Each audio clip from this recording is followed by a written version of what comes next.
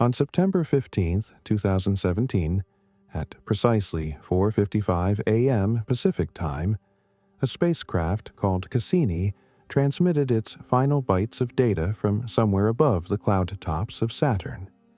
The probe was falling, its thrusters firing desperately to keep its antenna pointed at Earth, fighting against the thickening atmosphere that was beginning to tear it apart. The signal took 83 minutes to cross the void between Saturn and Earth, and when it arrived at NASA's Deep Space Network in Canberra, Australia, engineers watched the telemetry flatline.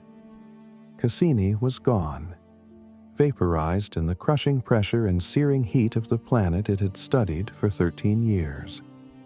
Its final transmission contained atmospheric data, chemical readings, measurements of Saturn's magnetic field, all the way down until the moment the spacecraft could no longer maintain its orientation and the signal broke. That was it. The last words of a machine that had traveled billions of kilometers and revolutionized our understanding of an entire planetary system. But Cassini's ending was planned. We knew it was coming. We chose the time and place of its death. The probes I'm here to talk about today weren't so fortunate. Over the past 6 decades, humanity has sent dozens of robotic explorers into the solar system and beyond. Every single one of them eventually goes silent. Some die quickly, destroyed on impact or incinerated in hostile atmospheres. Others fade slowly, their power supplies dwindling, their components freezing or cooking, their transmitters weakening until the signal disappears into cosmic static. A few simply vanish without explanation, their final transmissions offering no clue as to what went wrong.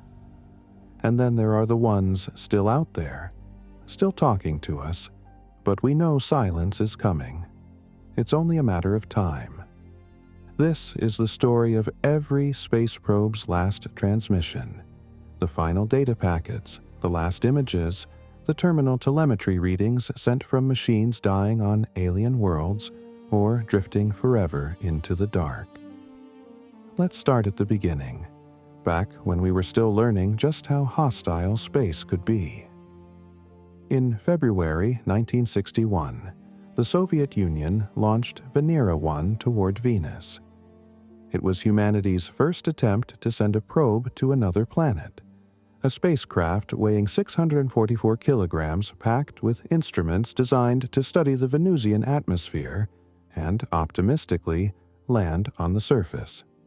For the first week, everything worked perfectly. Venera 1 transmitted telemetry as it climbed away from Earth, its systems functioning normally. Then, on February 19th, 7 days after launch, Soviet ground stations attempted to contact the probe for a scheduled communication session. Nothing. They tried again. Silence. Venera 1 had gone dark somewhere in the void between Earth and Venus. Engineers suspected that an overheated orientation sensor had failed, causing the spacecraft to lose its lock on Earth and tumble out of control, its antenna no longer pointed homeward. 3 months later, Venera 1 sailed past Venus at a distance of 100,000 kilometers, completely dead, unable to send back any data about the first close encounter between human technology and another planet. It's still out there, by the way, now in a heliocentric orbit, a silent metal tomb that will circle the sun for millions of years. But the Soviets learned from this failure, and they kept trying. Venera 2 and 3 launched in 1965. Venera 2 died just before its Venus flyby. Venera 3, however, became the first human-made object to impact another planet when it crashed into Venus on March 1, 1966, though it had stopped transmitting during descent. Still no data from the surface. The breakthrough came with Venera 4 in 1967, which successfully transmitted data while descending through Venus's atmosphere before being crushed by the pressure. but it was Venera 7, launched in 1970, that finally achieved what the Soviets had been attempting for a decade. On December 15, 1970, Venera 7 slammed into the surface of Venus at high speed after its parachute partially failed. It hit hard, likely landing on its side. For 23 minutes, the probe transmitted from the hellscape of Venus's surface, where the temperature was 475 degrees Celsius, and the atmospheric pressure was 90 times that of Earth at sea level, equivalent to being 900 meters underwater. The signal was weak and distorted, but it was there. We had done it. We had heard from the surface of another world.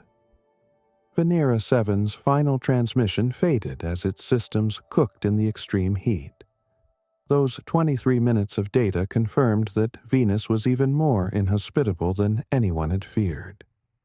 The Soviets followed this success with an increasingly ambitious series of Venera missions throughout the 1970s. Venera 8 landed in 1972 and survived for 50 minutes, sending back data about light levels, wind speed, and atmospheric composition. Then came Venera 9 and 10 in 1975, and these were the first to send back photographs.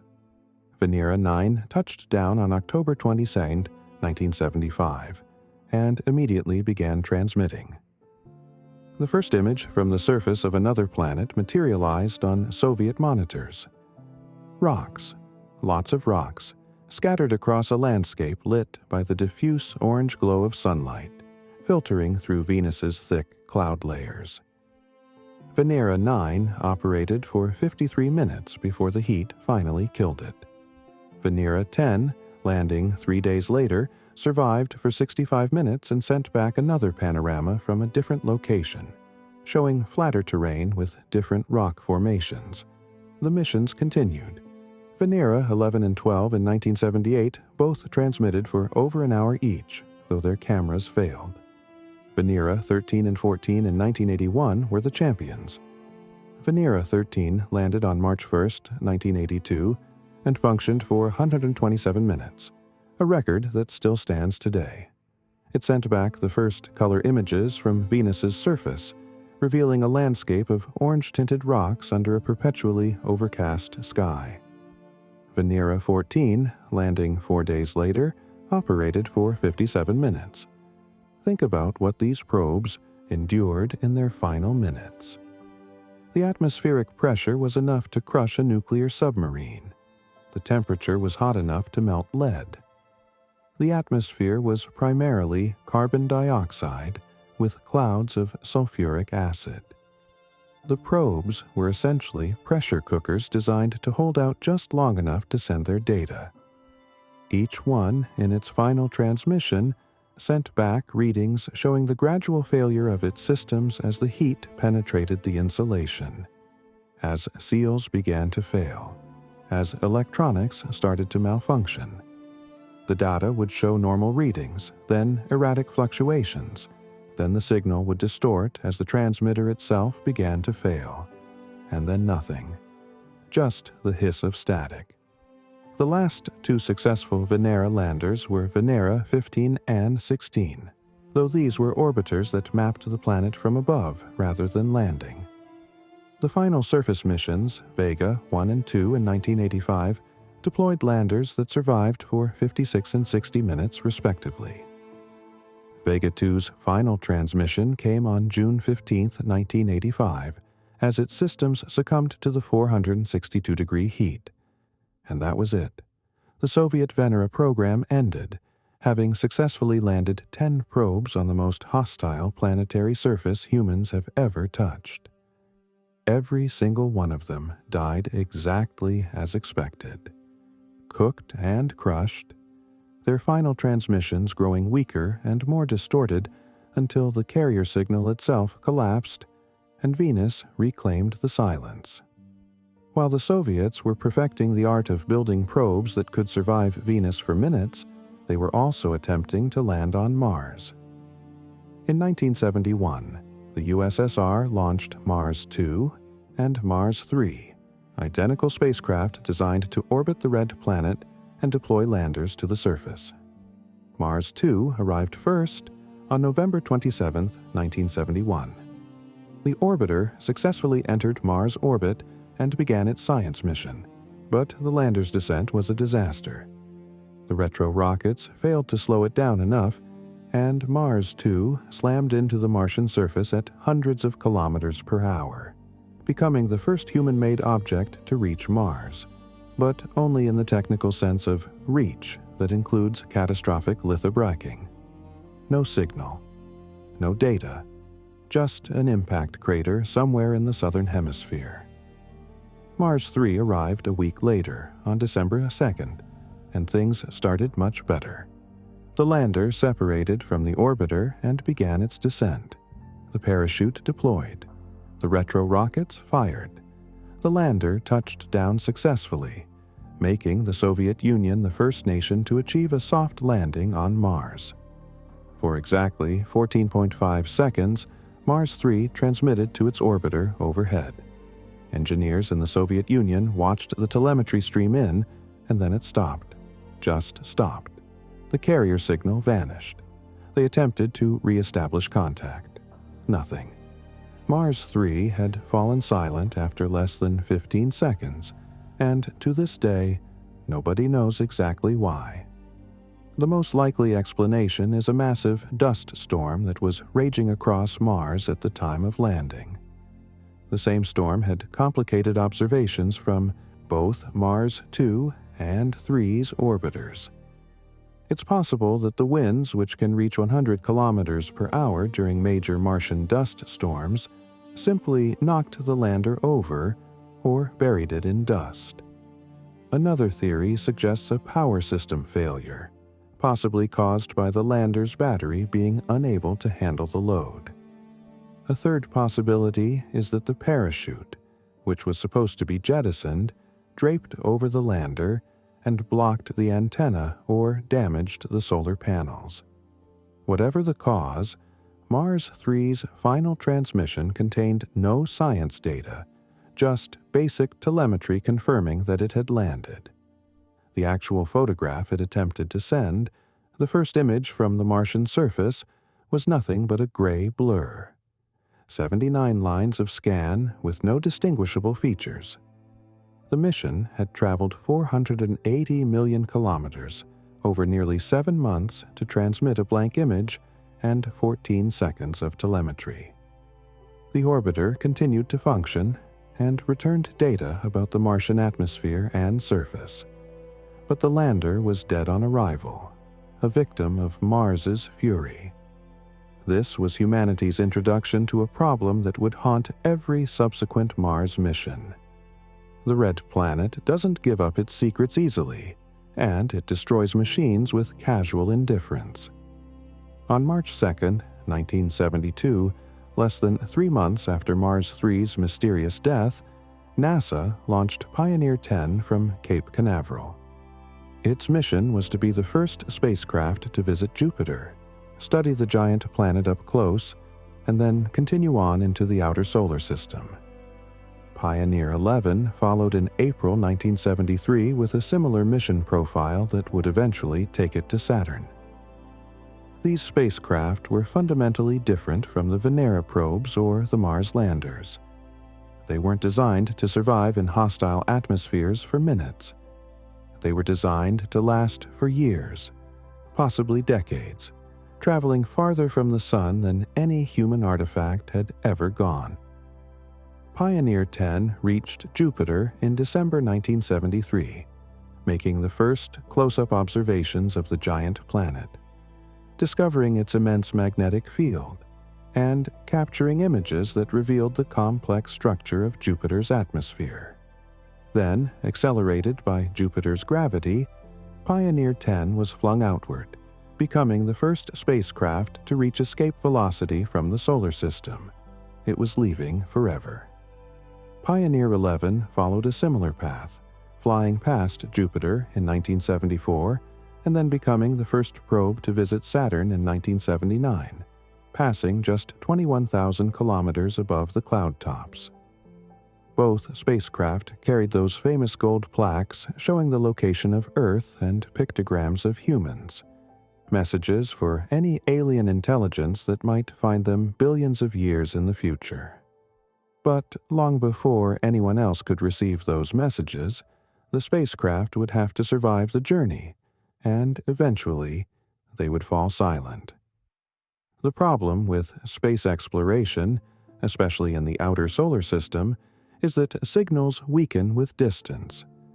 Radio signals obey the inverse square law: double the distance, and the signal strength drops to 1/4.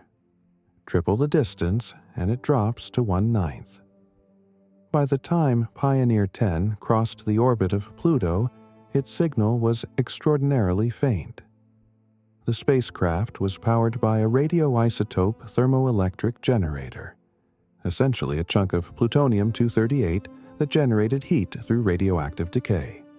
Thermocouples converted that heat into electricity. But plutonium-238 has a half-life of 87.7 years, meaning the power output slowly, inexorably declined. Pioneer 10's last data return was in April 2002, when it was 12 billion kilometers from Earth, over 80 times the distance from Earth to the Sun. NASA tried to contact it one final time on January 23, 2003. They sent a command, and then they waited, listening. An extremely faint signal came back, so weak it was barely distinguishable from background noise. Engineers couldn't decode any data from it, but it was there. That was Pioneer 10's last whisper, a carrier wave from beyond the edge of the solar system. Further attempts in February and March 2003 detected nothing. Pioneer 10 had finally gone silent after more than 30 years of operation, 11 years past its original design life. It's currently heading toward the constellation Taurus at about 12 kilometers per second. In about 2 million years, it will pass near the star Aldebaran, still carrying its golden plaque, still completely silent. Pioneer 11 didn't last quite as long.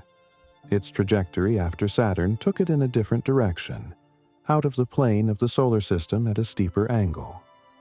The last successful reception of telemetry from Pioneer 11 came in November 1995, when it was about 6.5 billion kilometers from Earth, roughly 44 times the Earth-Sun distance. Like its twin, the power had simply dropped too low to operate the transmitter effectively. The signal became too weak to detect, swamped by the cosmic background noise. NASA made a few final attempts to contact it in late 1995 and early 1996, but nothing came back. Pioneer 11 is currently heading toward the constellation Aquila, traveling at about 11.4 kilometers per second. It will pass near one of the stars in that constellation in about 4 million years. Both Pioneer's final transmissions weren't dramatic. There was no catastrophic failure, no sudden death. They just faded away, the signals growing weaker year by year, the data return rates dropping, instruments being shut down one by one to conserve power for the transmitter, until finally there wasn't enough power to generate a signal strong enough to cross the vast gulf of space.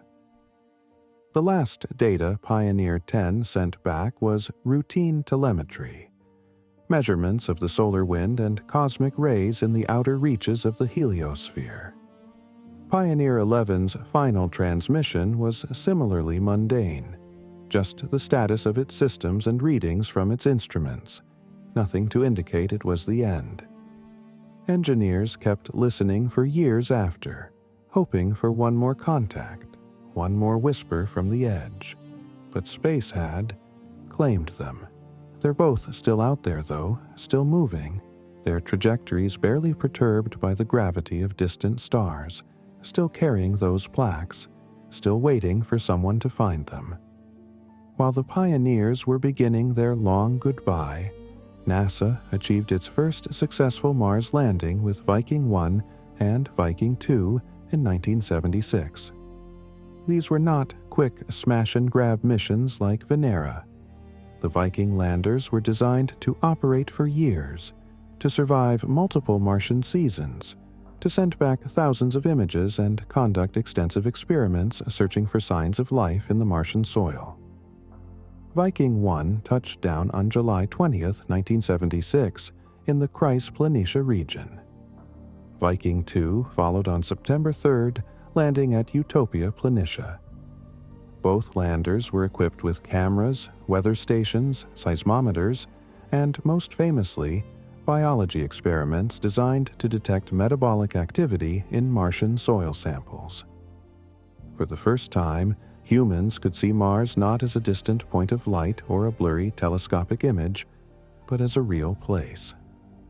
The first color panorama from Viking 1 showed a rocky desert under a pinkish sky. Boulders scattered across red sand, the landscape stark and alien yet somehow familiar. The sky was pink because of dust suspended in the thin atmosphere. The rocks were volcanic. The temperature was about minus 50 degrees Celsius. This was Mars, and we were standing on it through our machines. Viking 2's landing site was different, at a higher latitude with different geology, but equally desolate. Both landers operated far beyond their design life of 90 days. Viking 2 lasted until April 11, 1980, when its batteries failed. The lander's power came from radioisotope thermoelectric generators, similar to the Pioneer's, but the batteries were needed to handle peak power demands. When the batteries died, the lander couldn't operate its instruments or transmitter. The final transmission from Viking 2 came early on April 11th. Routine housekeeping data and weather measurements. It had operated for 316 days, nearly 4 Earth years, through multiple Martian winters. Viking 1 kept going, through 1980 through 1981. By 1982, it had been operating for over 6 years, sending back over 1,400 images and vast amounts of data about Martian weather, soil chemistry, and atmospheric composition. The biology experiments had produced ambiguous results that scientists are still debating today. Then, on November 11, 1982, mission controllers at NASA's Jet Propulsion Laboratory made a mistake. They were attempting to update the lander's software with a new command sequence. One of the commands was incorrect. The lander executed the faulty command, which instructed it to tilt its high-gain antenna. The antenna moved, lost its lock on Earth, and kept moving past the correct position. Viking 1 could no longer point its antenna at Earth. Controllers immediately tried to send commands to correct the problem, using the lander's low-gain omnidirectional antenna, which was still functional but had a much weaker signal. They sent commands for weeks, trying to get Viking 1 to reset its antenna position. There was no response. Either the lander wasn't receiving the commands, or it was no longer capable of executing them. The final transmission from Viking 1, sent just before the antenna command was executed, contained weather data from Sol 2245 of the mission, Martian day number 2245 since landing. Surface pressure, 8.2 millibars. Temperature, minus 60 degrees Celsius.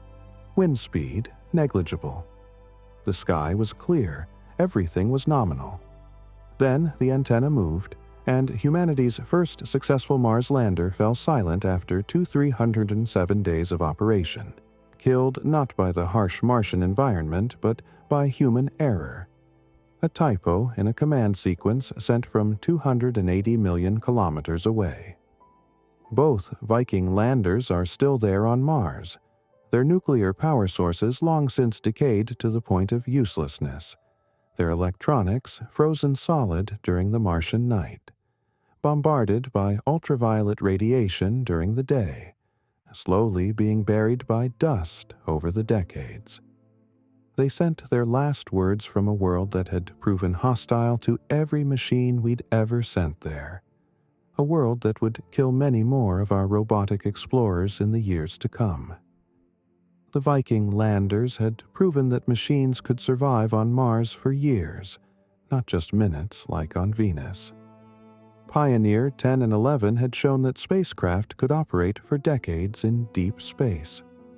By the late 1980s and early 1990s, space agencies around the world were emboldened. Technology had improved. Computing power had increased exponentially. Solar panels were more efficient. Communication systems were more sophisticated. The 1990s and 2000s saw an explosion of planetary missions, an armada of robotic explorers dispatched to every corner of the solar system. Mars became a particular focus, with multiple nations planning orbiters, landers, and rovers. But with this expansion came an uncomfortable reality. More missions meant more opportunities for failure, and Mars, as we were about to learn in the most painful way possible, had not become any less hostile. Some spacecraft would die quickly, destroyed in seconds by catastrophic failures. Others would fade slowly, systems degrading over months or years until the final transmission arrived. And some would simply vanish, their fate a mystery that would haunt engineers for years or even decades. This is the story of the golden age of space exploration and the machines that didn't survive it. On September 25, 1992, NASA launched Mars Observer from Cape Canaveral. It was the first American mission to Mars since the Viking program ended over a decade earlier, and expectations were enormous. The spacecraft carried a suite of advanced instruments designed to map the Martian surface in unprecedented detail, study the atmosphere and climate, and search for water. The price tag was $813 million, an enormous investment in 1990s money, equivalent to well over $1 billion today. Mars Observer's journey to Mars took nearly 11 months. Throughout the cruise phase, the spacecraft operated perfectly. It sent back regular status reports, all systems nominal, trajectory corrections executed flawlessly. By August 1993, Mars Observer was approaching the Red Planet, preparing for orbital insertion scheduled for August 24th. Then, on August 21st, 1993, 3 days before arrival, mission controllers sent a command to pressurize the fuel tanks in preparation for the upcoming engine burn that would slow the spacecraft enough to be captured by Mars's gravity. Mars Observer acknowledged the command. Telemetry confirmed the pressurization sequence had begun. Everything looked normal. Then silence. Controllers waited for the next scheduled communication session. Nothing. They tried again. Nothing. Mars Observer had disappeared, just vanished. One moment it was there, transmitting normally. The next, it was gone. Engineers at NASA's Jet Propulsion Laboratory began desperate attempts to re-establish contact.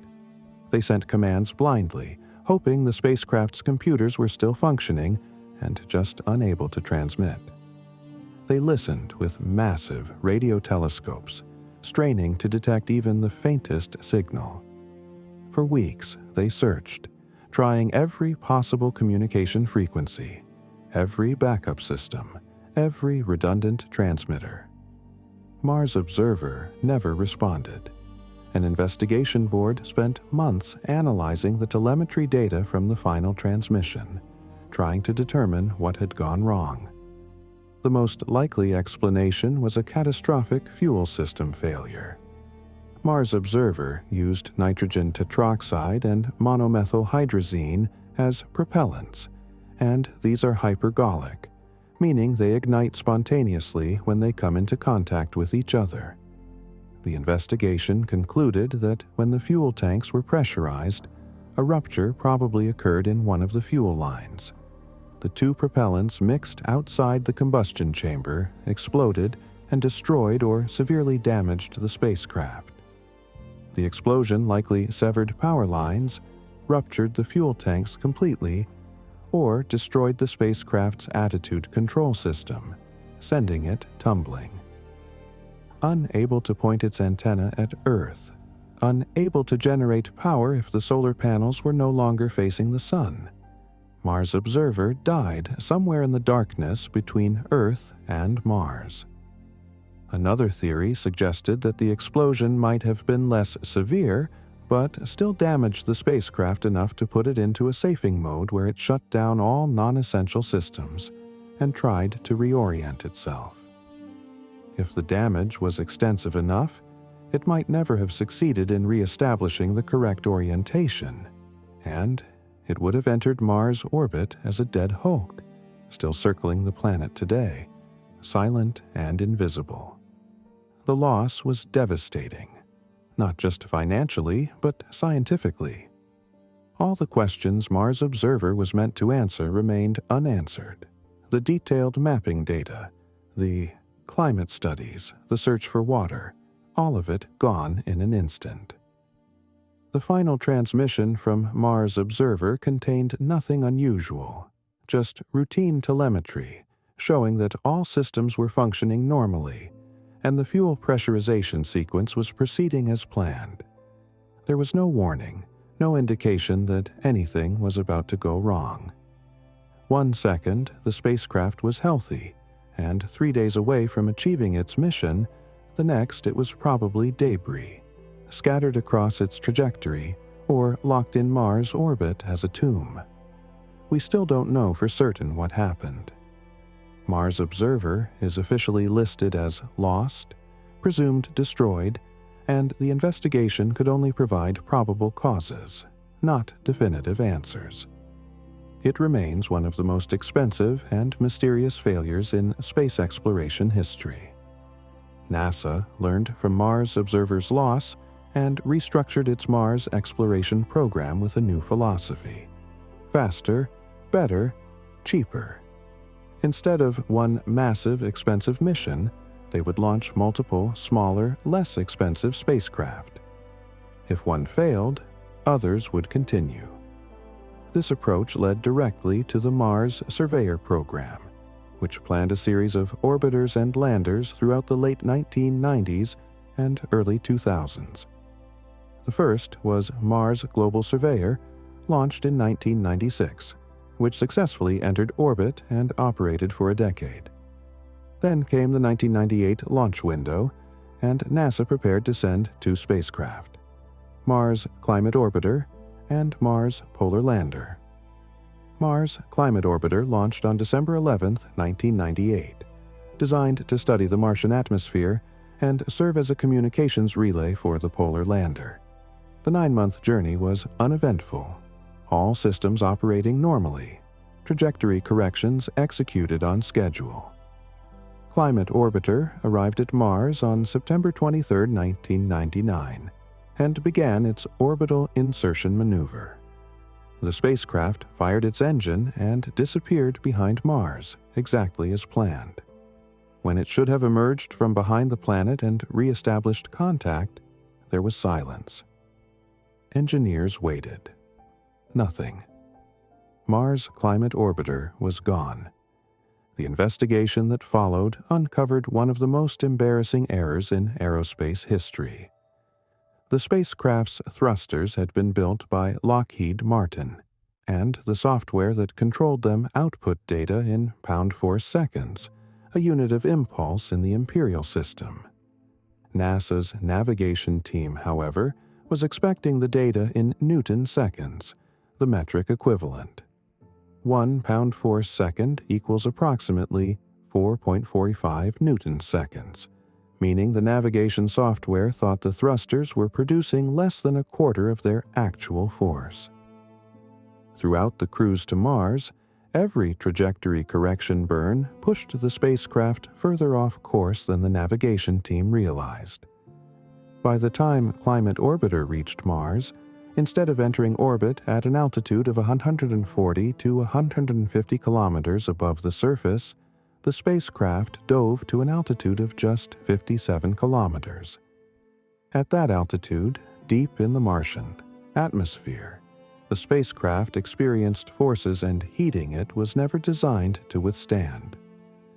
Mars Climate Orbiter's final transmission came just before it disappeared behind Mars for orbital insertion. The telemetry showed all systems nominal, the engine firing as commanded. The spacecraft probably survived for a few more seconds or minutes as it plunged deeper into the atmosphere. The friction heating it to thousands of degrees, the structure beginning to fail, solar panels ripping off, the fuel tanks rupturing, until finally the spacecraft disintegrated, scattering debris across the Martian surface or burning up completely. The most likely scenario is that some fragments survived and impacted somewhere in Mars's southern highlands, but they were never found. A $327 million mission destroyed because someone used pounds instead of newtons, because two teams working on the same spacecraft didn't verify they were using the same unit system. The loss was bad enough, but it got worse. Mars Polar Lander was already en route, launched just weeks after Climate Orbiter. Polar Lander was designed to land near Mars's south polar ice cap, deploy a small camera on a robotic arm, and analyze soil samples for water content. It also carried two small penetrator probes called Deep Space 2 that would separate before landing and slam into the surface at high speed, burrowing into the soil to study subsurface ice. Mars Polar Lander arrived at Mars on December 3, 1999, less than 3 months after Climate Orbiter's loss. The spacecraft separated from its cruise stage and began descent. The last transmission came just before entry interface, routine telemetry showing everything operating correctly. Then, Polar Lander entered the Martian atmosphere and was supposed to land about 6 minutes later using a parachute and retro rockets. Controllers waited for the signal confirming touchdown. Silence. They waited longer, thinking maybe the spacecraft was behind schedule or had landed in an orientation that made immediate communication difficult. Hours passed. Nothing. Mars Polar Lander was gone. The Deep Space 2 penetrators never transmitted either. The investigation into Polar Lander's loss was complicated by the fact that there was no telemetry from the descent phase. The spacecraft was designed to maintain radio silence during entry, descent, and landing to keep the systems simple and reduce weight. Without data, investigators had to work backward from what was known about the spacecraft's design and conduct extensive testing. The most probable cause was determined to be a software flaw in the landing leg deployment system. During descent, when the 3 landing legs extended, sensors detected the vibration and sent a signal to the spacecraft's computer. The software interpreted this as a touchdown signal and immediately shut down the descent engines. Mars Polar Lander was probably still 40 meters above the surface when this happened. It fell, impacting at roughly 22 meters per second, about 80 kilometers per hour. At that speed, the spacecraft was completely destroyed on impact. The investigation also found other potential failure modes, including problems with the parachute system and possible issues with the radar altimeter. But the premature engine shutdown remained the leading theory. 2 missions, nearly $500 million combined, both lost within 3 months. The Mars program was in crisis. Critics called for a complete review of NASA's approach. The faster, better, cheaper philosophy was re-examined. Some argued that the cost-cutting had gone too far, that trying to do missions on the cheap inevitably led to corners being cut, testing being abbreviated, and mistakes slipping through. The final transmissions from both spacecraft were maddeningly routine, showing no hint of the catastrophic failures that were about to occur. climate orbiter's last telemetry showed the engine burn proceeding as planned, with no indication that the spacecraft was heading for destruction in the lower atmosphere. Polar Lander's final transmission showed all systems ready for landing, the entry sequence beginning normally. Both spacecraft died probably within minutes of their last contact. Both likely never knew what was killing them, their computers executing commands that sealed their fate. While NASA was reeling from the double loss, the European Space Agency was preparing its first Mars landing mission, a collaboration with the British that would include an orbiter called Mars Express and a small lander named Beagle 2. The lander was named after HMS Beagle, the ship that carried Charles Darwin on his voyage of discovery, and was designed to search for signs of past or present life on Mars. Beagle 2 was tiny, just 33 kilograms, about the size of an open umbrella when its solar panels were deployed. It carried a suite of instruments including a robotic arm, cameras, spectrometers, and a mole that could burrow into the soil. Mars Express and Beagle 2 launched together on June 2, 2003. The journey to Mars took 6 months, and on December 19, 2003, Beagle 2 separated from the Mars Express orbiter and began its descent to the surface. Mars Express confirmed separation and watched Beagle 2 depart on its ballistic trajectory toward the Martian surface. That was the last confirmed contact with Beagle 2. The lander was supposed to touch down in Isidis Planitia, a large impact basin, and begin transmitting shortly after landing. The first communication window came and went. Nothing. ESA and British scientists waited for subsequent opportunities using Mars Express, NASA's Mars Odyssey orbiter, and even the Jodrell Bank radio telescope in England to listen for any signal. Days passed, then weeks. Nothing. Beagle 2 was declared lost. The investigation had almost nothing to work with. Unlike the NASA failures, there was no telemetry from the final moments, no data about the descent, nothing to indicate what had gone wrong. Theories ranged from the parachute failing to deploy, to the airbags not inflating properly, to the spacecraft hitting a rock during landing and tipping over. Some suggested the landing site might have been rougher than expected, causing damage on impact. Others proposed that the atmospheric entry angle might have been slightly off, causing Beagle 2 to burn up or skip off the atmosphere. For 12 years, Beagle 2's fate remained a complete mystery, another victim of Mars's hostility. Then, in January 2015, something extraordinary happened. The Mars Reconnaissance Orbiter, which had been systematically photographing the Martian surface at high resolution since 2006, captured an image of the Isidis Planitia region, and a researcher examining the images noticed something unusual. There, right where Beagle 2 was supposed to have landed, was a cluster of bright pixels that didn't match the surrounding terrain. Further analysis and additional images confirmed it. Beagle 2 was intact on the surface.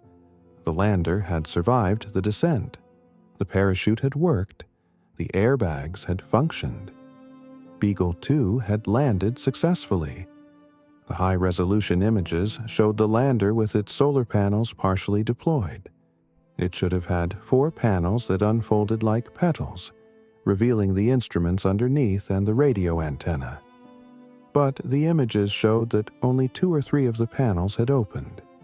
The 4th panel, the one that covered the radio antenna, had failed to deploy. Beagle 2 was sitting on the surface of Mars, intact and functional, but unable to communicate because the antenna was blocked. It had been there the entire time, silent, blind, unable to call home. The lander had probably operated for a few hours or days after landing, its computer running through its programmed sequence, trying to deploy the stuck panel, trying to establish contact with Mars Express overhead, its battery slowly draining, the Martian cold seeping in, until finally the systems shut down and Beagle 2 froze into permanent silence. It's still there today, visible in orbital images, a monument to a mission that succeeded in every way except the one that mattered most. Beagle 2 had no final transmission after separation because it was never supposed to transmit during descent. The final signal was the telemetry confirming separation from Mars Express, showing all systems ready for landing.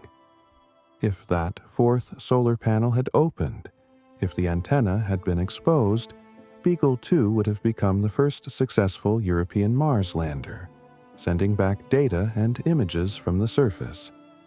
Instead, it achieved a successful landing that no one knew about for over a decade, a perfect mission that ended in perfect silence. NASA's luck with Mars began to change in 2004 when two identical rovers named Spirit and Opportunity landed successfully, one on each side of the planet.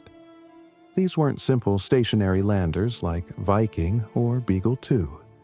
These were mobile science laboratories designed to rove across the Martian surface, studying rocks and soil, searching for evidence of past water. Both rovers were designed for a nominal mission duration of 90 Martian days, about 92 Earth days. Both would vastly exceed that expectation, but neither would escape Mars's grasp. Spirit landed on January 4, 2004, in Gusev Crater, a location chosen because it appeared to be an ancient lake bed. The rover deployed successfully, sent back its first images showing a rocky plain surrounded by distant hills, and began its mission. For 5 years, Spirit explored Gusev Crater, driving over 7.7 kilometers, far exceeding its design specification. It discovered evidence of past water in volcanic rocks, climbed hills, survived dust storms, and sent back over 124,000 images. The rover developed problems along the way. One of its 6 wheels stopped working in 2006, forcing Spirit to drive backward, dragging the dead wheel behind it. But the rover adapted, and mission controllers learned to work around the limitation. Then, in April 2009, Spirit was driving across what appeared to be firm terrain when the ground gave way beneath it. The rover broke through a thin crust and sank into soft sand beneath, a hidden pocket of fine dust called a sand trap. The more Spirit tried to drive out, the deeper it sank, until 5 of its 6 wheels were buried up to the wheel hubs. For months, engineers at JPL tried everything to free Spirit. They built an exact replica of the rover in a test bed, filled with sand simulating Martian conditions, and experimented with different driving techniques. They commanded Spirit to try rocking back and forth, to try spinning its wheels at different speeds, to try coordinated movements. Every attempt made things slightly worse. By January 2010, Spirit was hopelessly stuck, and the Martian winter was approaching. The rover's solar panels, already dusty and inefficient, were producing barely enough power to keep critical systems alive. Spirit's location was in the southern hemisphere at a relatively high latitude, meaning winter brought colder temperatures, and the sun dropped lower in the sky, reducing solar power even further. To survive the winter, Spirit needed to tilt its solar panels toward the sun, but being stuck in the sand meant it couldn't achieve the necessary orientation. Engineers knew what was coming. The power would continue to drop. The rover would have to start shutting down systems to conserve energy. Eventually, there wouldn't be enough power to run the heaters that kept the electronics from freezing during the Martian night, where temperatures dropped to minus 100 degrees Celsius. Once the electronics froze, thermal cycling would cause components to crack and fail. Spirit would die. The final communication from Spirit came on March 22, 2010, Sol 2210 of the mission. The transmission contained routine telemetry and a small amount of data from its instruments. The power levels were critically low. Spirit's last message indicated it was entering a low-power hibernation mode, shutting down all non-essential systems, waiting for the sun to climb higher in the sky and provide more energy to the solar panels. NASA continued to listen for Spirit throughout 2010 and into 2011, hoping that when spring arrived and the sun's angle improved, the rover might wake up and phone home. They sent commands regularly, just in case Spirit's receiver was still functional. They dedicated time on the Deep Space Network to listen for any signal, no matter how faint. Nothing came. On May 25, 2011, after more than a year of silence and hundreds of attempts to re-establish contact, NASA officially declared Spirit's mission over. The rover had operated for 2,208 sols, more than 25 times its design life, traveled 7.73 kilometers, and returned 124,550 images. It discovered evidence that water had once flowed across Gusev Crater, identified different types of volcanic rocks, analyzed the composition of Martian dust, and measured atmospheric conditions through multiple seasons.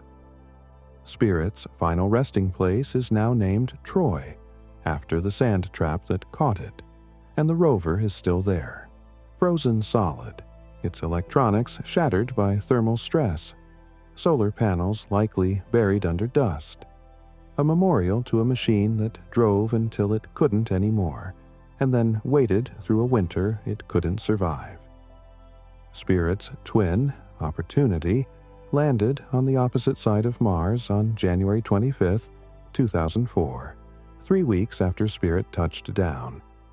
Opportunity's landing site was Meridiani Planum, chosen because orbital observations had detected hematite, a mineral that typically forms in the presence of water. From its first images, Opportunity hit scientific gold.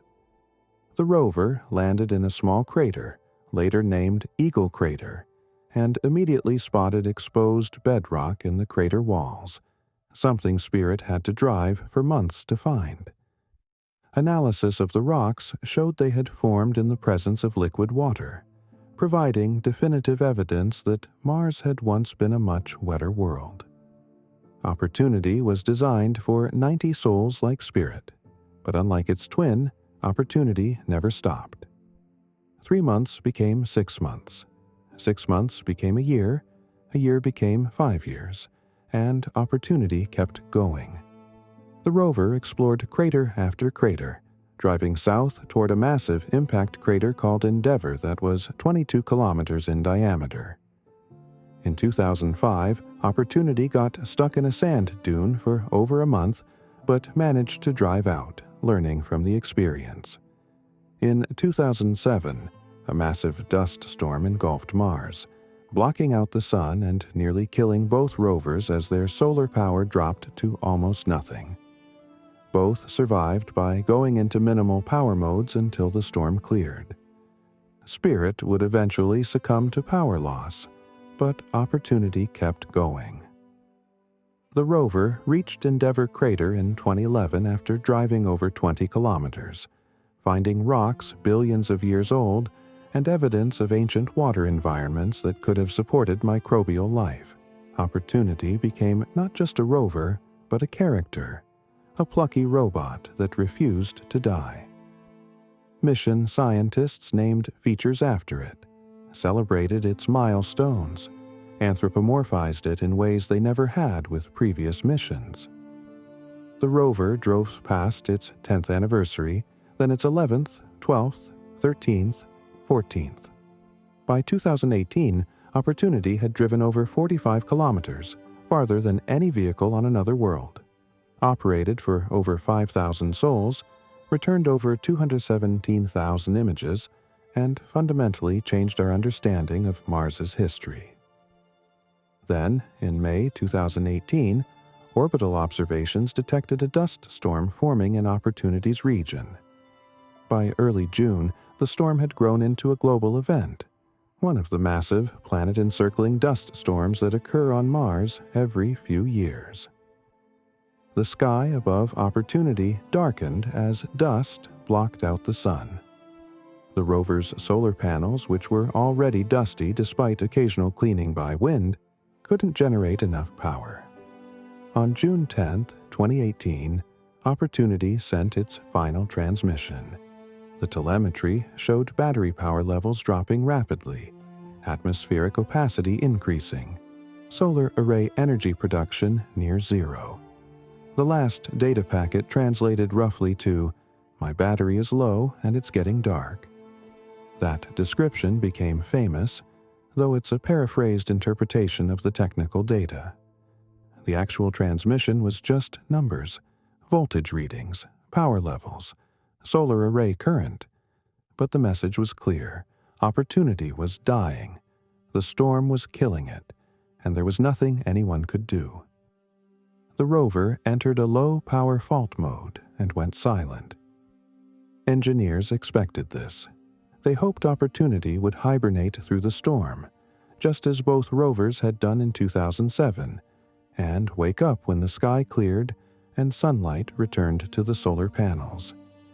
The storm lasted weeks, but by September 2018, the skies over Opportunity's location had cleared. The rover should have been receiving enough sunlight to recharge. NASA began a systematic campaign to contact Opportunity, sending commands every day through the Deep Space Network, listening for any response. They tried different communication frequencies, different times of day, different command sequences designed to trigger a response even if most of the rover's systems were damaged. Weeks became months. Engineers sent over 1,000 separate commands. By February 2019, the Martian spring had arrived, bringing warmer temperatures and wind that might have cleared dust from the solar panels. Still nothing. NASA made one final attempt on February 12, 2019, transmitting a recovery command and Billie Holiday's "I'll be seeing you" to the rover. Silence. On February 13, 2019, NASA held a press conference and officially declared Opportunity's mission complete. The rover had operated for 5,152 sols, nearly 15 Earth years, 60 times its design life. It had driven 45.16 kilometers, returned 217,594 images, found definitive evidence of ancient water on Mars, and inspired a generation. The most likely cause of Opportunity's death wasn't a single catastrophic failure, but an accumulation of factors. The batteries, after nearly 15 years of daily charge-discharge cycles through Martian temperature extremes, had degraded to the point where they couldn't hold enough charge to keep the electronics warm during the night. When the dust storm cut off solar power for weeks, the batteries drained completely. The electronics froze, and thermal stress cracked circuit boards and components. Even if the solar panels later received enough sunlight to generate power, there was no longer a functional rover to receive it. Opportunity is still on Mars, somewhere on the rim of Endeavour crater, frozen, dead, covered in dust. Its last transmission containing the data about low battery and darkness was the most poignant final message any spacecraft has ever sent. A machine describing its own impending death in the simplest possible terms. The rover that wouldn't quit had finally run out of time. The response to Opportunity's death was unprecedented. Thousands of people shared the "My battery is low" message on social media, wrote tributes, created artwork, mourned a robot. Mission scientists, some of whom had worked on Opportunity for the entire 15 years, broke down during the press conference. It was the end of an era, the death of a machine that had become far more than a mission, something that felt almost alive, and now it was gone. silenced by a storm on a world 225 million kilometers away. Not every spacecraft dies by accident.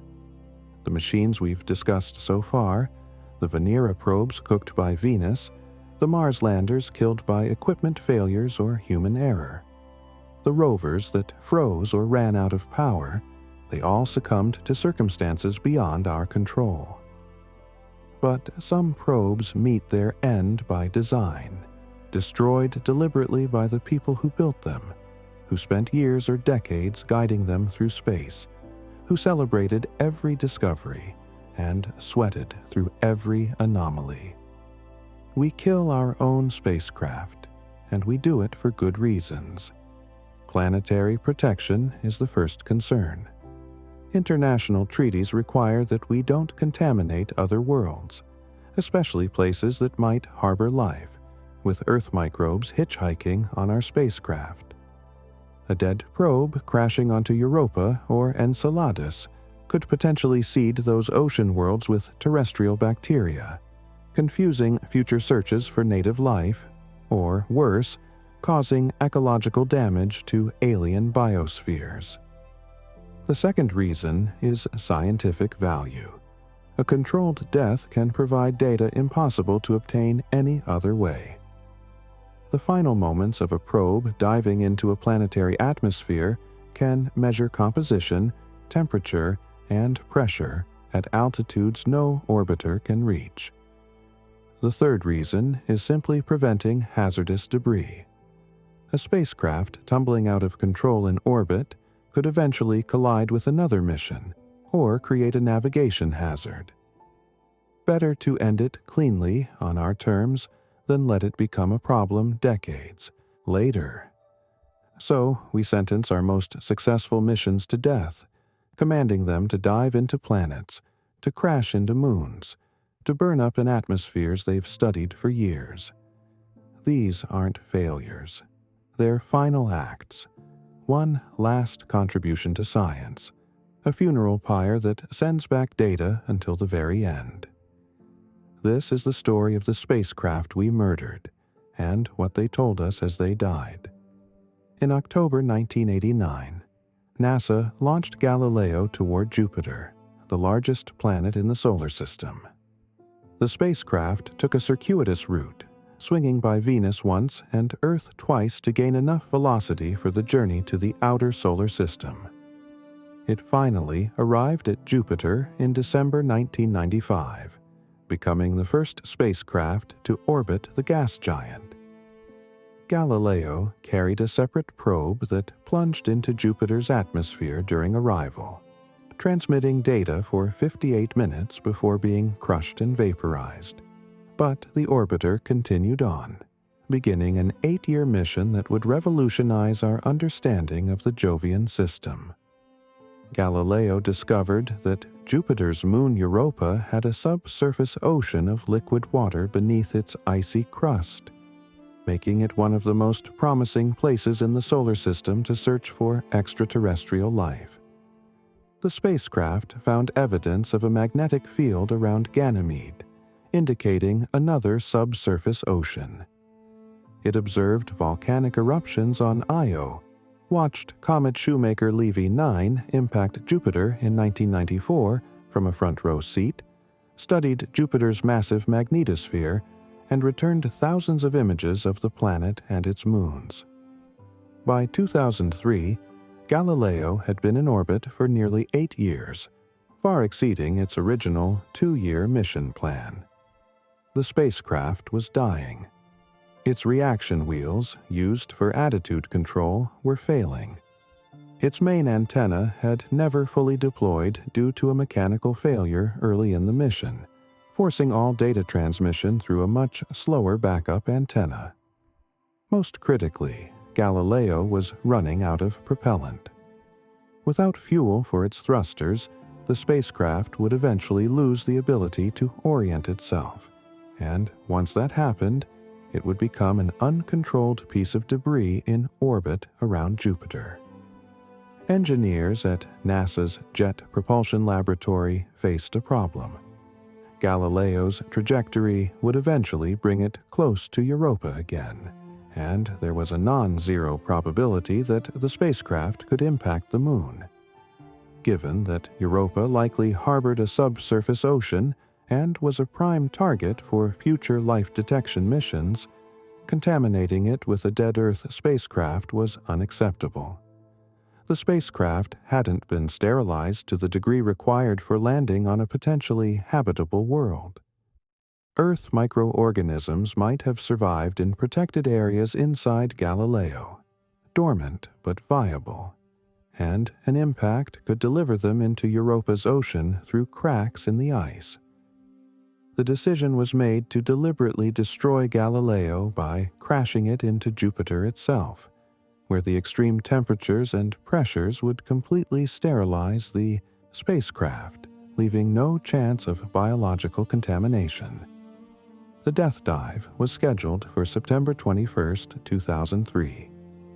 In the weeks leading up to the finale, Galileo made several final flybys of Jupiter's moons, squeezing out the last bits of science from its degraded instruments.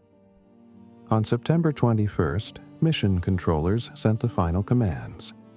Galileo fired its thrusters, adjusting its trajectory to ensure it would intersect Jupiter's atmosphere.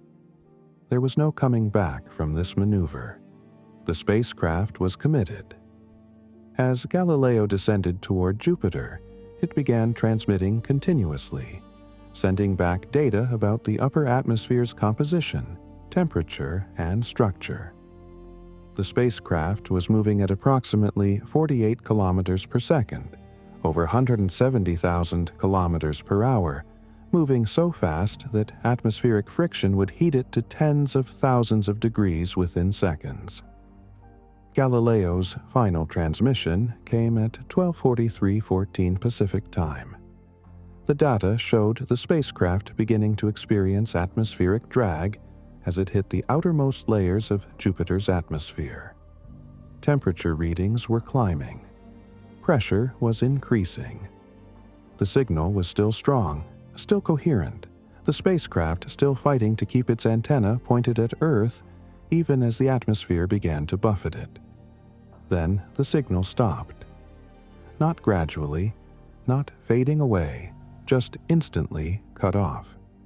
Galileo had been torn apart by the aerodynamic forces, the spacecraft disintegrating in the Jovian atmosphere at an altitude of about 1,000 kilometers above the nominal cloud tops.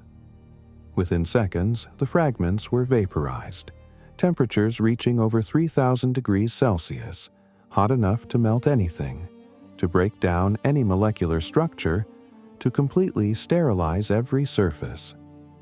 Galileo became a brief meteor in Jupiter's sky, a streak of light that burned out in less than a second, and then it was gone, atomized, dispersed into the atmosphere it had studied for 8 years. The spacecraft that discovered Europa's ocean became part of Jupiter itself, every atom now mixed into the roiling storms and winds of the giant planet. The final data packet transmitted by Galileo contained atmospheric measurements from the upper reaches of Jupiter's atmosphere, information that would be used to refine models of the planet's composition and structure. It was science until the end. Data streaming back until the physical destruction of the transmitter itself made further communication impossible. In January 2005, NASA launched a mission called Deep Impact, with the audacious goal of deliberately smashing a 370-kilogram copper impactor into a comet at a closing speed of over 10 kilometers per second. The target was Comet Tempel 1, a periodic comet that orbits the Sun every 5.5 years. The idea was simple. Hit the comet hard enough to excavate material from below the surface crust, exposing pristine ice and rock that had been locked away since the formation of the solar system 4.6 billion years ago. The spacecraft consisted of 2 parts: the flyby spacecraft, which would observe from a safe distance, and the impactor, a battery-powered probe with no mission except to hit the comet as hard as possible. Deep Impact reached Temple 1 on July 4, 2005. 24 hours before impact, the impactor separated from the flyby spacecraft and made final trajectory corrections to ensure a collision. The impactor had a camera and it transmitted images as it approached, the comet growing larger and more detailed with each frame. Craters and ridges becoming visible, the surface rough and irregular. The final image was transmitted just 3.7 seconds before impact, taken from about 30 kilometers above the surface, showing a boulder-strewn terrain rushing up to meet the camera. Then impact. The impactor struck at 10.2 kilometers per second, releasing energy equivalent to 4.8 tons of TNT, excavating a crater estimated to be 100 meters wide and perhaps 30 meters deep. The flyby spacecraft, positioned at a safe distance, captured the entire event. The impact created a massive plume of debris that shot outward from the comet, material that had been buried for billions of years, now exposed to space. Telescopes on Earth and in orbit also observed the impact, including the Hubble Space Telescope and dozens of ground-based observatories. Deep Impact's flyby spacecraft survived the encounter and continued on, its primary mission complete. But the spacecraft was still functional, so NASA repurposed it for an extended mission called Epoxy, tasking it with observing other comets and searching for exoplanets.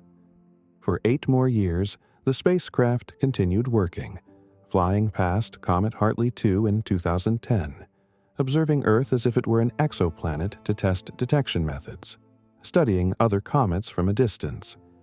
Then, on August 8, 2013, during a maneuver, something went wrong. Engineers commanded Deep Impact to reorient itself, and the spacecraft executed the command, but it pointed in the wrong direction. The spacecraft's star tracker, used for navigation, accidentally locked onto the sun instead of a star. This should have been prevented by software safeguards, but a timing error allowed it to happen. The sun's light flooded the star tracker, essentially blinding it. The spacecraft's computer, confused by the conflicting data, put the spacecraft into safe mode and tried to reorient using its other sensors. But the damage was done. The spacecraft tumbled out of control, unable to determine its orientation, unable to point its solar panels at the sun or its antenna at Earth. Controllers sent commands trying to recover the spacecraft, attempting to reset its systems, to force it into a known orientation. Nothing worked. Deep Impact never responded. The spacecraft was lost, probably still tumbling, its battery drained, its electronics frozen, drifting through interplanetary space in a heliocentric orbit. The irony is almost painful. Deep Impact survived a collision with a comet, an event that subjected it to the high-velocity shockwave and debris cloud from an explosion, only to die 8 years later because it looked at the sun. The final transmission from Deep Impact came during the failed reorientation maneuver, telemetry showing the spacecraft attempting to execute commands, the star tracker reporting conflicting data, and then nothing. Mission controllers tried to re-establish contact for over a month before officially declaring the spacecraft lost on September 20, 2013. The impactor portion of Deep Impact had its own final transmission back in 2005, that last image taken 3.7 seconds before impact, a grainy picture of Comet Tempel 1's surface filling the frame. That impactor still exists, technically, as a crater on the comet and a diffuse cloud of vaporized copper mixed with cometary ice, spreading slowly through the solar system as Tempel 1 continues its orbit. 2 spacecraft, 1 mission, both eventually silenced, one by design and one by accident. On August 3, 2004, NASA launched Messenger toward Mercury, the smallest planet and the one closest to the Sun. Messenger stood for Mercury Surface, Space Environment, Geochemistry, and Ranging, an acronym so forced it's painful to say out loud, but the mission itself was extraordinary. Mercury is a brutal environment.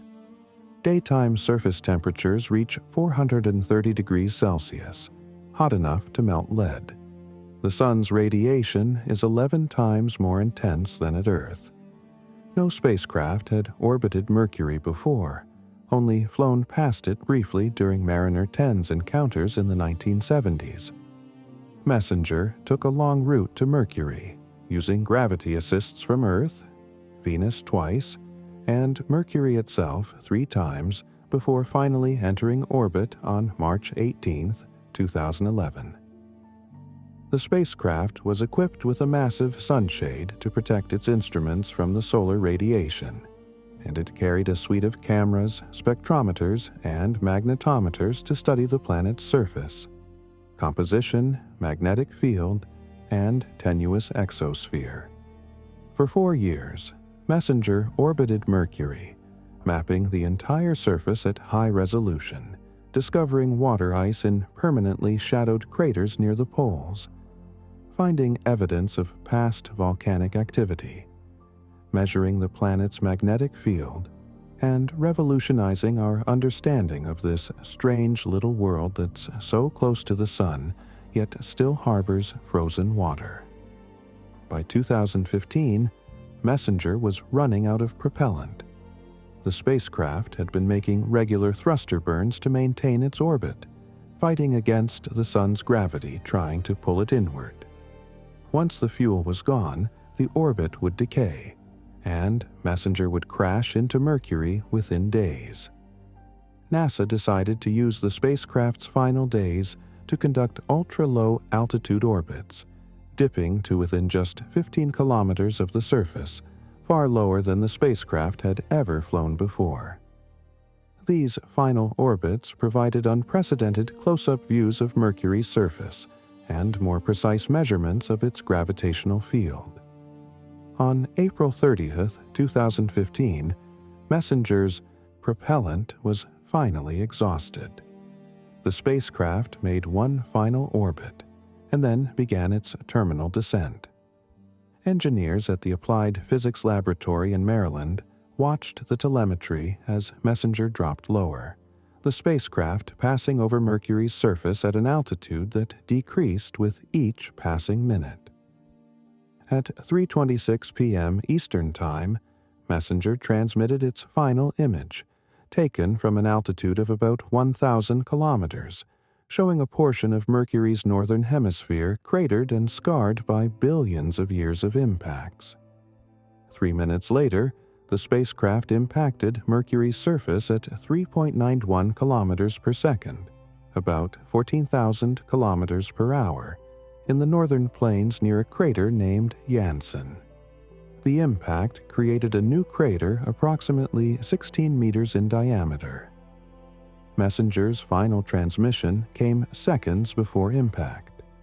The telemetry showed altitude dropping rapidly, the spacecraft descending toward the surface with no way to stop. No fuel to fire retro rockets, just falling. The signal cut off at the moment of impact, 3:26 p.m. plus about 3 minutes, the exact time calculated based on the light travel time from Mercury to Earth. The spacecraft was destroyed instantly, the velocity and heat of impact vaporizing much of it, the fragments scattered across the impact site. Messenger now rests on Mercury as a crater, a monument to a mission that spent 4 years orbiting the hottest, most sun-scorched place a spacecraft had ever operated for an extended period. The data Messenger sent back during those final ultra-low orbits helped refine measurements of Mercury's internal structure, revealing that the planet's core is larger than previously thought and providing clues about how Mercury formed. Science to the end. Data until impact. A spacecraft that kept working until the surface itself silenced it. In March 2004, the European Space Agency launched Rosetta, a spacecraft designed to chase down a comet, enter orbit around it, and deploy a lander onto its surface. The target was Comet 67P/Churyumov-Gerasimenko, usually shortened to 67P because pronouncing that full name requires phonetic training.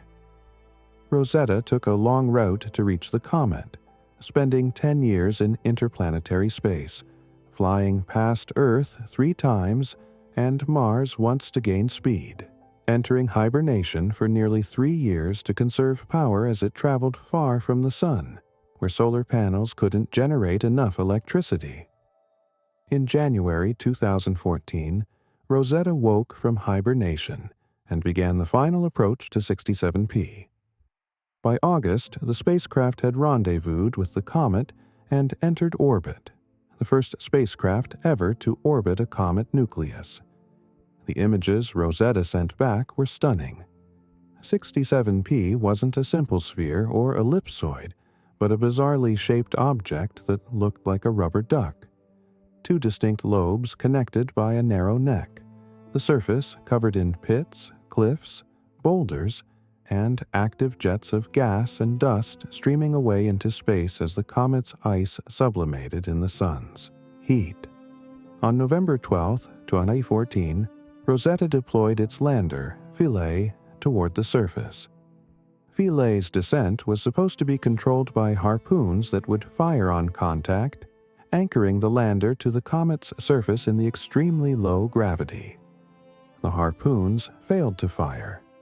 Philae bounced. The lander hit the surface, rebounded, flew for nearly 2 hours in slow motion through the comet's weak gravity, bounced again, and finally came to rest in a shadowed area near a cliff wall, tilted at a severe angle. Philae's solar panels were mostly in shadow, receiving only about 90 minutes of sunlight per 12-hour comet day, not enough to charge the batteries. The lander operated for about 57 hours after landing, conducting as much science as possible before the primary battery died. Philae drilled into the comet, analyzed soil samples, took photographs, measured the comet's temperature and composition. Then, on November 9, 2014, the battery died, and Philae went silent, entering hibernation with the hope that as the comet approached the Sun, more sunlight might reach the solar panels and wake the lander. For 7 months, Rosetta listened for any signal from Philae. Then, on June 13, 2015, Philae woke up. The comet's orbit had brought it closer to the Sun, and the lander was finally receiving enough sunlight to power on. Philae transmitted for 85 seconds, sending back status data and attempting to resume science operations. Over the next few weeks, Philae made intermittent contact with Rosetta, brief communications lasting seconds or minutes when the orbiter was overhead and the lander had power. On July 9, 2015, Philae transmitted for the last time. The signal was brief, just a few seconds of telemetry indicating the lander was awake and attempting to communicate. Then nothing. Engineers suspect that as 67P continued its approach to the Sun, the increasing activity on the comet, the jets of gas and dust, the rising temperature, caused damage to Philae's electronics or covered the solar panels with dust, cutting off power permanently. Another possibility is that the lander shifted position, falling further into shadow or tipping over completely. Whatever the cause, Philae never woke again. Rosetta continued to orbit 67P for another year, following the comet around the Sun and watching as its activity peaked near perihelion, the closest approach to the Sun, and then declined as the comet headed back out toward the outer solar system. By September 2016, the comet was moving far enough from the Sun that Rosetta's solar panels could no longer generate enough power to operate the spacecraft. Rather than let Rosetta die slowly in orbit or drift away from the comet, ESA decided to crash the spacecraft onto 67P's surface in a controlled descent, allowing Rosetta to reunite with Philae. On September 30, 2016, Rosetta fired its thrusters one final time, beginning a 14-hour descent to the surface. The spacecraft was commanded to take images during the fall, capturing close-up views of the comet's surface from altitudes no orbiting spacecraft could achieve. Rosetta descended toward a pit on the comet's smaller lobe, a region of active jets and interesting geology. The final image was transmitted from an altitude of about 20 meters above the surface, showing boulders and surface texture in incredible detail. Then, at approximately 11:19 UTC, Rosetta impacted the comet at walking speed, about 0.9 meters per second, far too slow to cause significant damage but enough to topple the spacecraft and end communication. The signal cut off as Rosetta hit the surface. Mission controllers at ESA watched the telemetry flatline, confirming impact. Rosetta was down, resting on the surface of 67P just a few kilometers from where Philae had landed 2 years earlier. Both spacecraft are still there, riding the comet as it continues its 6.4-year orbit around the Sun. In a few billion years, 67P might impact a planet, or be ejected from the solar system, or collide with another comet.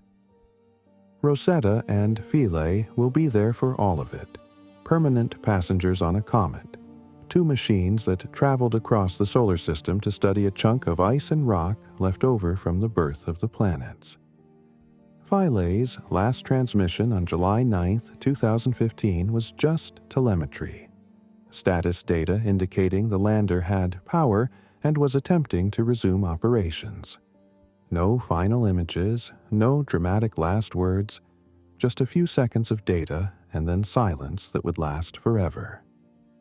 Rosetta's final transmission was an image, that photograph from 20 meters above the surface, showing the comet's terrain in exquisite detail, and then the impact and the end of the signal.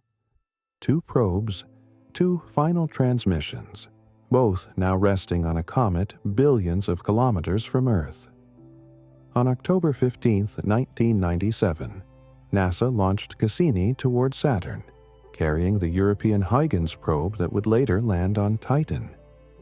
Cassini was massive, the size of a school bus, weighing over 6 tons at launch, powered by 3 radioisotope thermoelectric generators producing a combined 900 watts of electricity.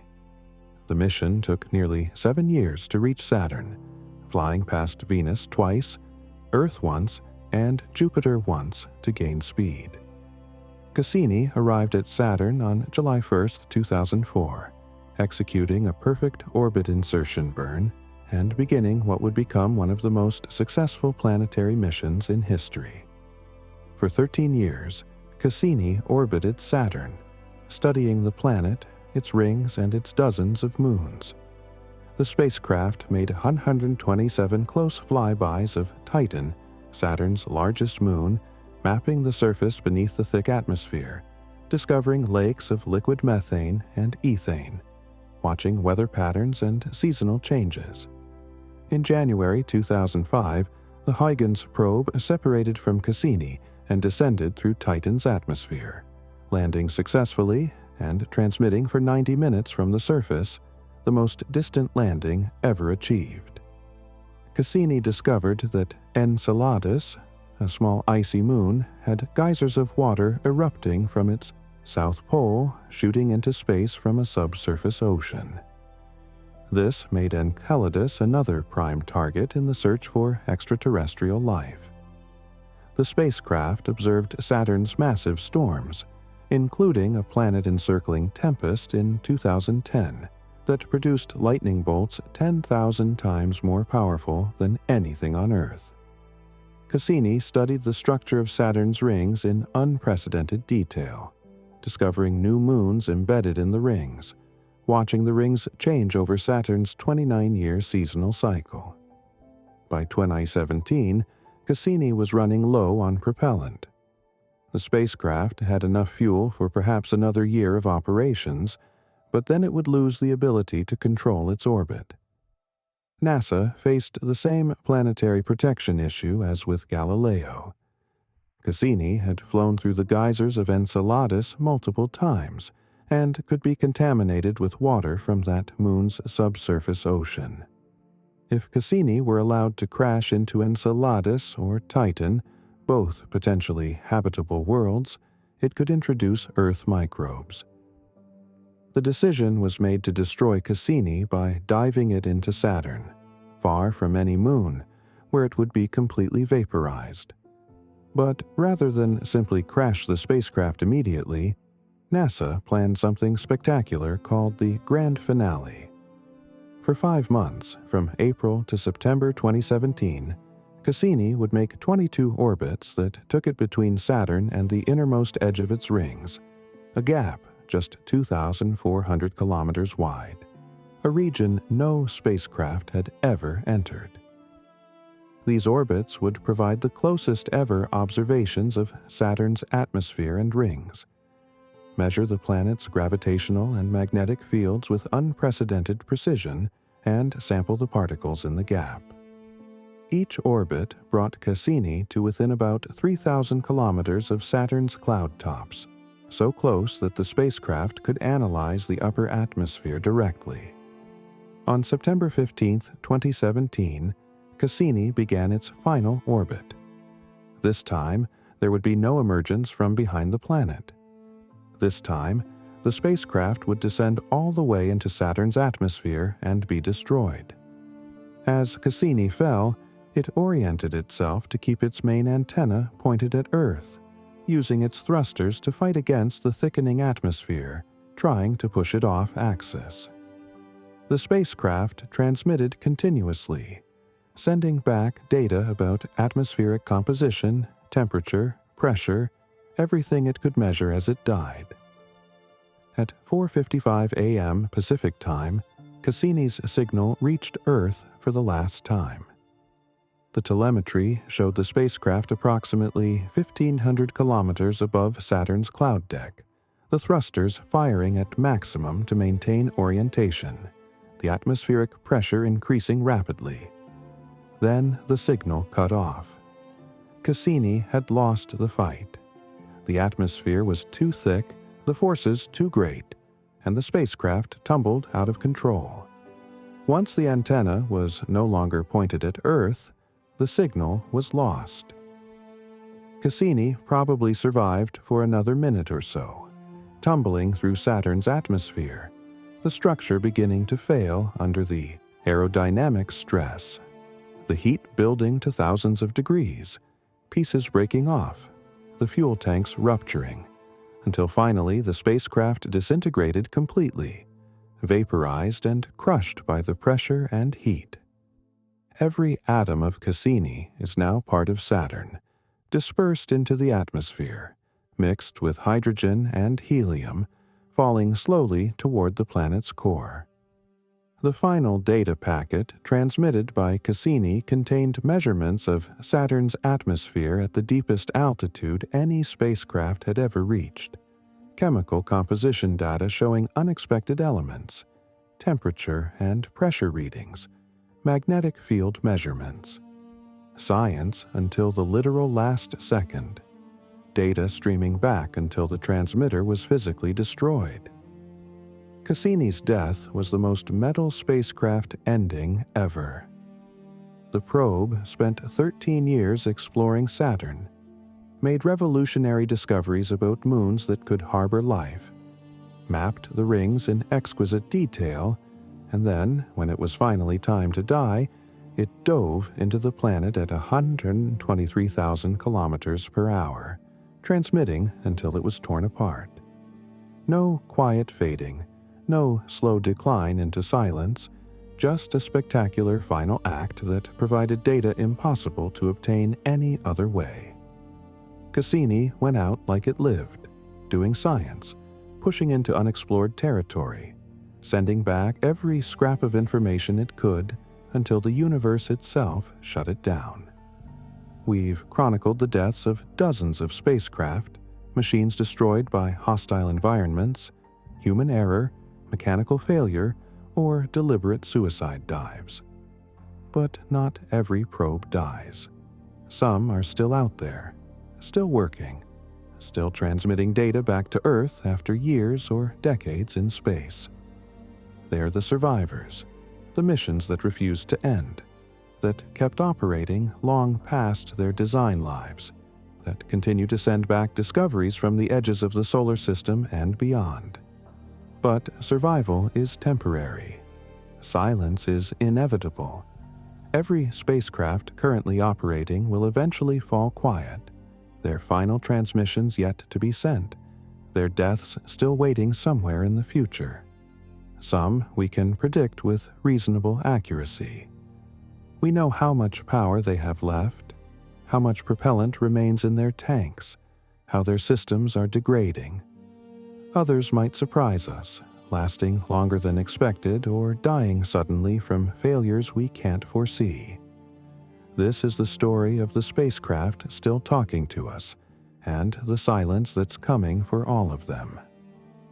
Voyager 1 and Voyager 2 are the farthest human-made objects from Earth, the only spacecraft to leave the solar system and enter interstellar space. Voyager 1 crossed the heliopause, the boundary where the solar wind gives way to the interstellar medium, in August 2012. Voyager 2 followed in November 2018. Both spacecraft are now traveling through a region of space no other human artifact has ever reached, measuring cosmic rays, the interstellar magnetic field, and the plasma density of the space between stars. As of 2024, Voyager 1 is over, 24 billion kilometers from Earth, more than 160 times the distance from Earth to the Sun. The radio signal from Voyager 1 takes over 22 hours to reach Earth traveling at the speed of light. Voyager 2 is slightly closer at about 20 billion kilometers, but still well beyond the edge of the solar system. Both spacecraft are powered by radioisotope thermoelectric generators that convert heat from decaying plutonium-238 into electricity. When they launched in 1977, each RTG produced about 470 watts. Now, 47 years later, the power output has declined to around 220 watts and continues to drop by about 4 watts per year. This declining power is slowly killing the Voyagers. The spacecraft don't have enough electricity to run all their instruments anymore, so engineers at NASA's Jet Propulsion Laboratory have been making agonizing decisions about what to shut down and when. In 2019, Voyager 2 had to turn off one of its heaters to conserve power. In 2020, the same thing happened to Voyager 1. Every instrument that gets turned off is one less source of data, one less set of eyes looking at interstellar space, but it's the only way to keep the spacecraft alive. The most recent shutdown came in February 2023, when engineers commanded Voyager 2 to turn off its plasma science instrument, one of the key instruments still measuring the interstellar medium. The decision was devastating for the science team, but necessary. Without it, Voyager 2 couldn't generate enough power to keep operating. Voyager 1's plasma science instrument had already failed back in 1980, but it still has 4 functioning instruments: the magnetometer, the low-energy charged particle detector, the cosmic ray detector, and the plasma wave instrument. Voyager 2 has 5 instruments still working after the recent shutdown. Each one is precious. Each one provides unique data about a region of space we've never explored before, and may not explore again for decades. Engineers are planning the final shutdowns carefully, trying to maximize the science return for as long as possible. The current plan is to keep the spacecraft transmitting until around 2025 to 2030, depending on how quickly the power continues to decline. At some point, probably in the late 2020s, there won't be enough power to operate the transmitter. The spacecraft will still have power for some instruments, but without the transmitter, they won't be able to send data back to Earth. That will be the final transmission, the moment when we lose contact forever. What will those final transmissions contain? Almost certainly they'll be routine. Just normal telemetry and science data, readings from whatever instruments are still operating, measurements of the magnetic field and cosmic ray flux, the same kind of data the Voyagers have been sending for decades.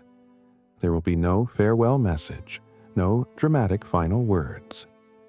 The last transmission will probably seem utterly mundane to the engineers receiving it, just another data packet in a series that stretches back over 40 years. They might not even realize it's the last one until days or weeks later, when the next scheduled communication session produces only silence. The Voyagers will continue operating after that, instruments still measuring interstellar space, computers still processing data, but unable to tell anyone what they're seeing. Eventually, even the instruments will shut down as power drops below the minimum needed to run them. By the 2030s, the Voyagers will be completely dead. No power for any systems, the spacecraft cold and dark, but still moving at over 15 kilometers per second relative to the Sun. Still carrying their golden records with sounds and images of Earth, still heading out into the galaxy. Voyager 1 is traveling toward the constellation Ophiuchus and will pass within 1.6 light-years of the star Gliese, 445, in about 40,000 years. Voyager 2 is heading toward the constellation Pavo and will pass within 1.7 light-years of the star Ross 248 in about 40,000 years. Neither will pass particularly close to another star after that for hundreds of thousands of years.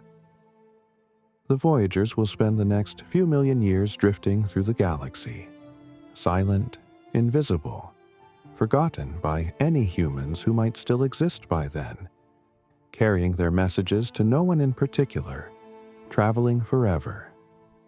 New Horizons, the spacecraft that flew past Pluto in 2015, and the Kuiper Belt object Arrokoth in 2019, is currently in the outer solar system heading away from the Sun at about 14 kilometers per second.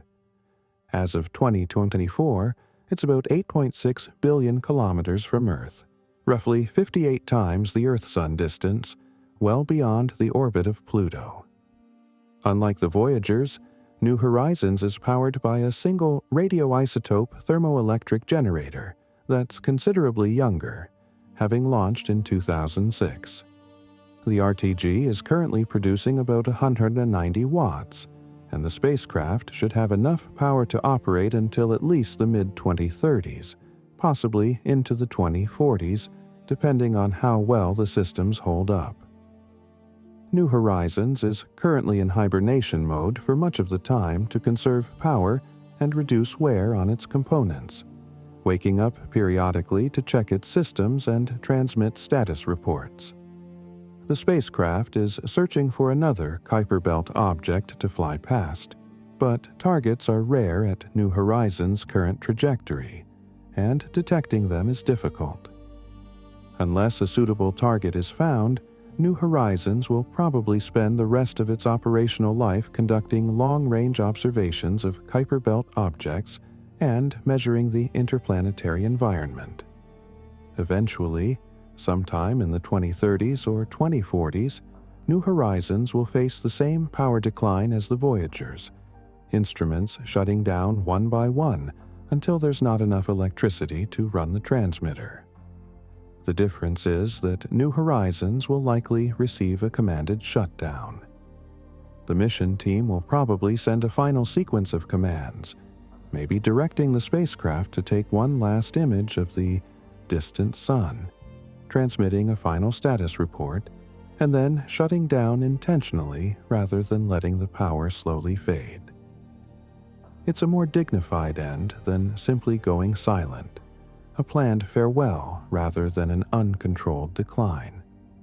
New Horizons is heading toward the constellation Sagittarius and won't pass near another star for tens of thousands of years. When it finally goes silent, it will join the Pioneers and Voyagers as another interstellar derelict, a piece of 21st century technology drifting through the galaxy, its mission complete, its transmitter cold. Mars currently hosts a small fleet of active spacecraft. In orbit are Mars Odyssey, launched in 2001 and still operating after over 20 years, Mars Express, launched in 2003 and still functioning, Mars Reconnaissance Orbiter from 2006, MAVEN from 2013, the Indian Mars Orbiter mission from 2013, the European ExoMars Trace Gas Orbiter from 2016, and the Chinese Tianwen-1 orbiter from 2020. On the surface are the Curiosity rover, which landed in 2012 and has now been exploring Gale Crater for over a decade, and Perseverance, which landed in Jezero Crater in 2021 and is currently collecting samples for eventual return to Earth. All of these missions will eventually die. Mars kills everything. The orbiters will run out of propellant and either crash into the planet or be left in uncontrolled orbits that eventually decay. The rovers will succumb to dust, cold, mechanical failure, or power loss, just like Spirit and Opportunity before them. We already saw one mission end recently. InSight, a stationary lander that arrived in 2018 to study Mars's interior using a seismometer and heat probe, died in December 2022. InSight was solar-powered, and over its 4 years on Mars, dust slowly accumulated on the solar panels, reducing power generation. The mission team tried various techniques to clean the panels, including using the lander's robotic arm to drop sand near the panels in hopes that wind would blow the sand across the panels and dislodge some dust.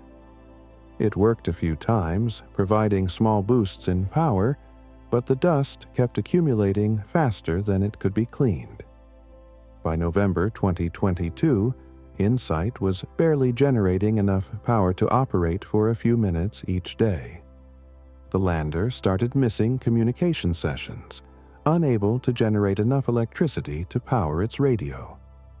On December 15, 2022, InSight transmitted for the last time a brief burst of telemetry showing critically low power levels.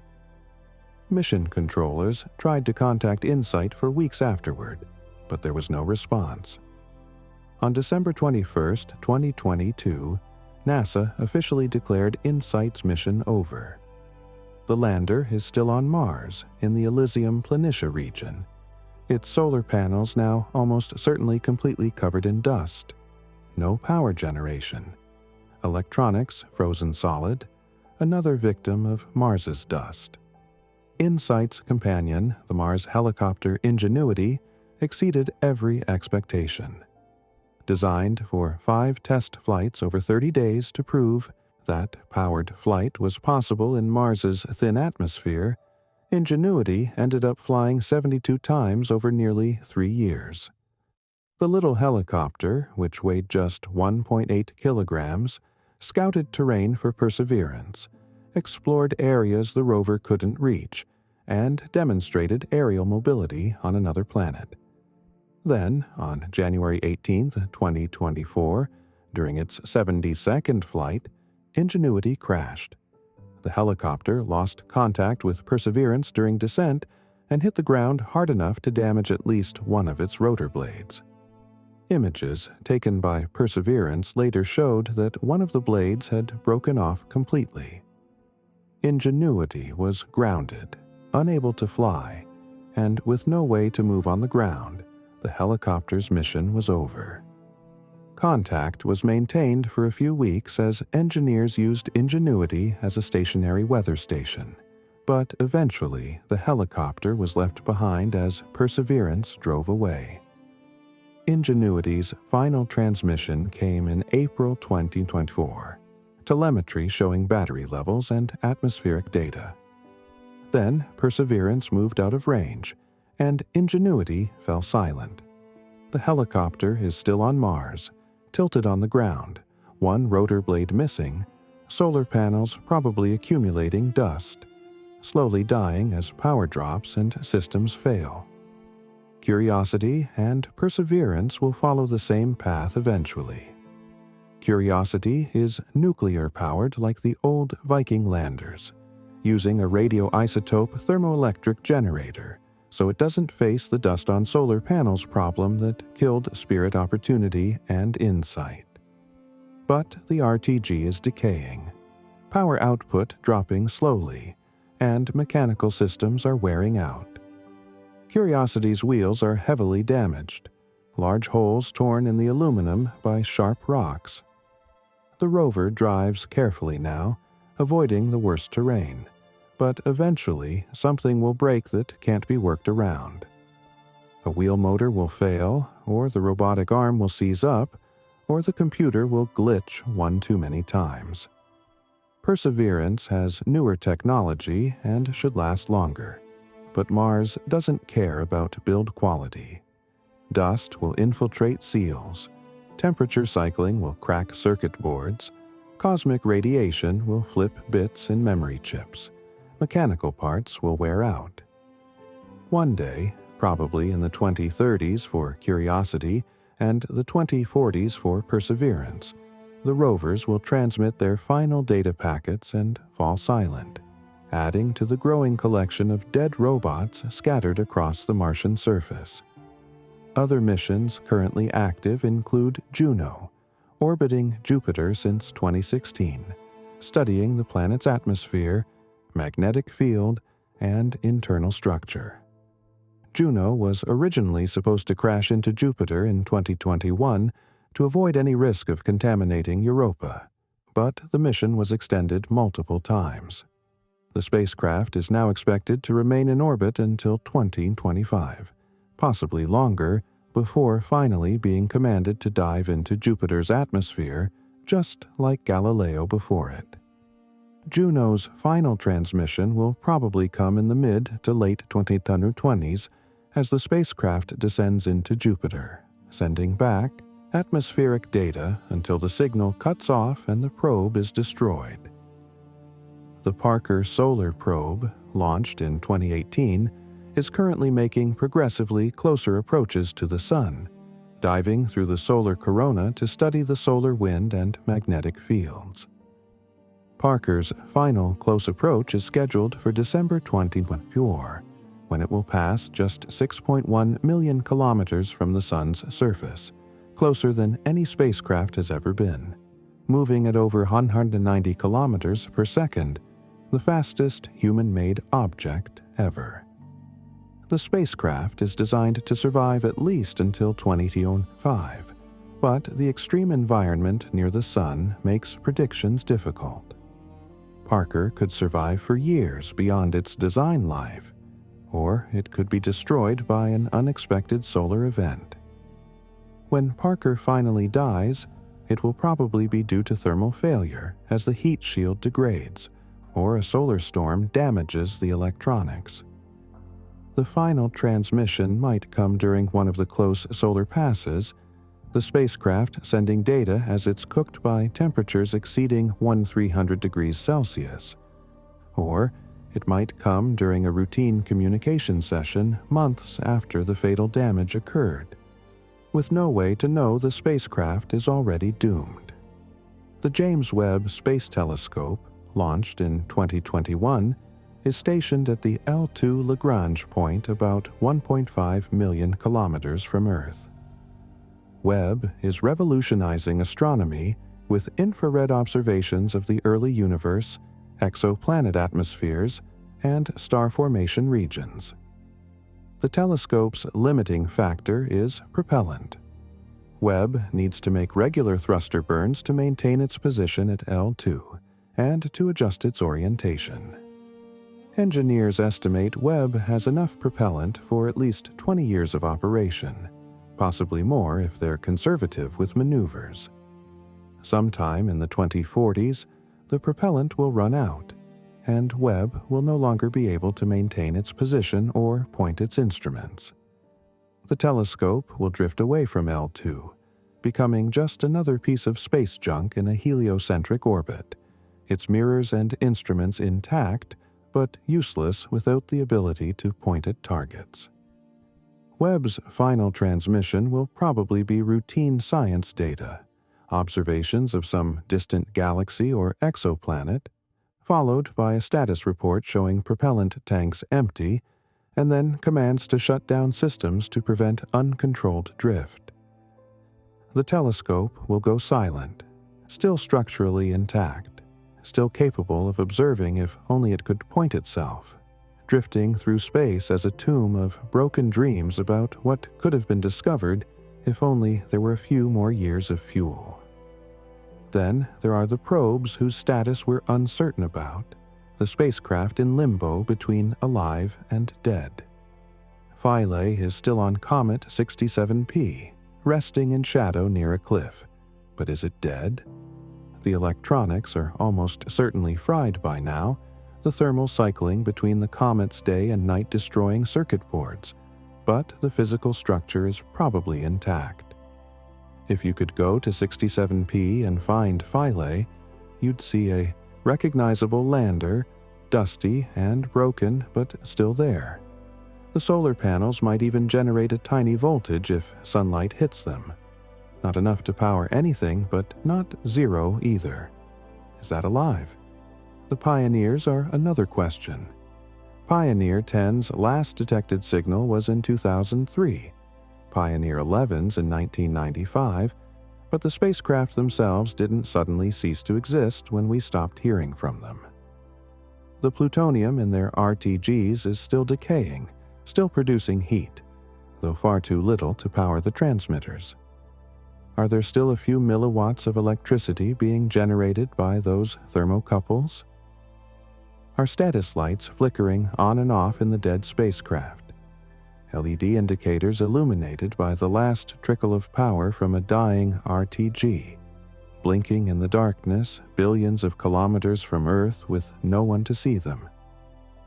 The Venera landers on Venus melted and corroded away decades ago, the extreme heat and pressure destroying them completely, but fragments probably remain.